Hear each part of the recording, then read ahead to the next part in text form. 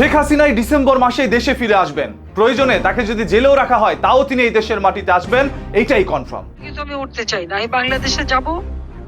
এখন আর বলছে কি ওবায়দুর রহমানের মেয়ে বললো কি হয়েছে, কারাগারে থাকতে হবে। আমি হ্যাঁ থাকবো। আমি তো বললাম কারাগার তৈরি করো তোমরা, সবাই রেডি থাকবে, একসাথে আমরা সারেন্ডার করব।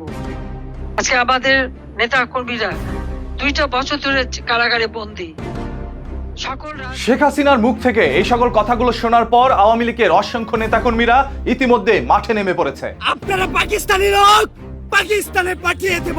আমি পাকিস্তানি। জয় বাংলা, ওই জয় বঙ্গবন্ধু। আমি পাকিস্তানি।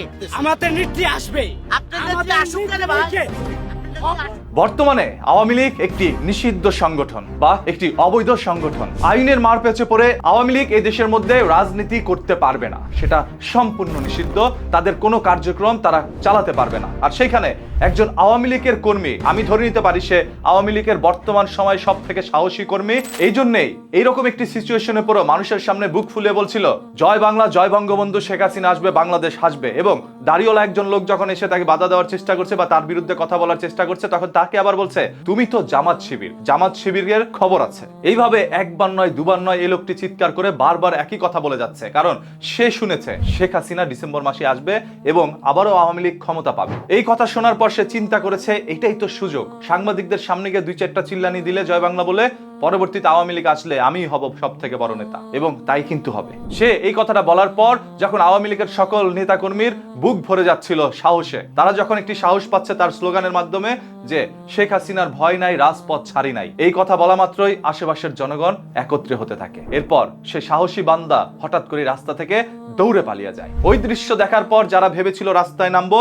তারাও আবার ঘরে ঢুকে পড়েছে। আপনারা সাহস দেখাচ্ছেন কিন্তু সর্বশেষ দৌড়ে পালাচ্ছেন। অনেকেই দাবি করছে এই লোকটি মাদকাসক্ত। মাদকাসক্ত না হলে এইভাবে কথাগুলো বলতে পারতো না। কিন্তু আমার কাছে মনে হচ্ছে যারা আসলে একটি দলকে ভালোবাসে, দলের জন্য জীবন দিতে প্রস্তুত থাকে, সেরকম লোকগুলো এইভাবে সাহস দেখাতে পারে। তারা শেখ হাসিনাকে ভালোবাসে, তারা আওয়ামী লীগকে ভালোবাসে, তাই এইভাবে জয় বাংলার স্লোগান দিতে ভয় পাচ্ছে না।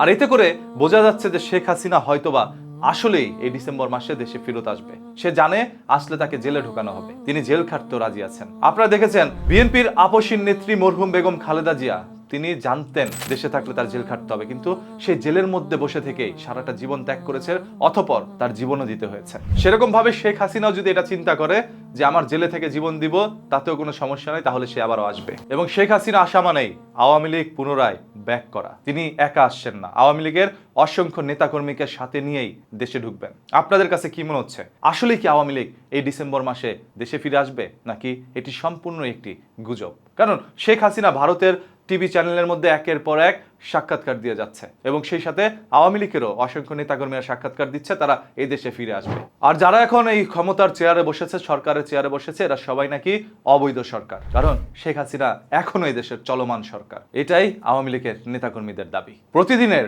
এই ধরনের ঘটনা জানার জন্য চোখ রাখুন নিউজ কিতে। ফেসবুক পেজটা এখনই ফলো করে দেন, কারণ কথা দিচ্ছি মাটির নিচ থেকে লুকোনো সত্য বের করে আপনাদের সামনে উন্মোচন করব ইনশাআল্লাহ।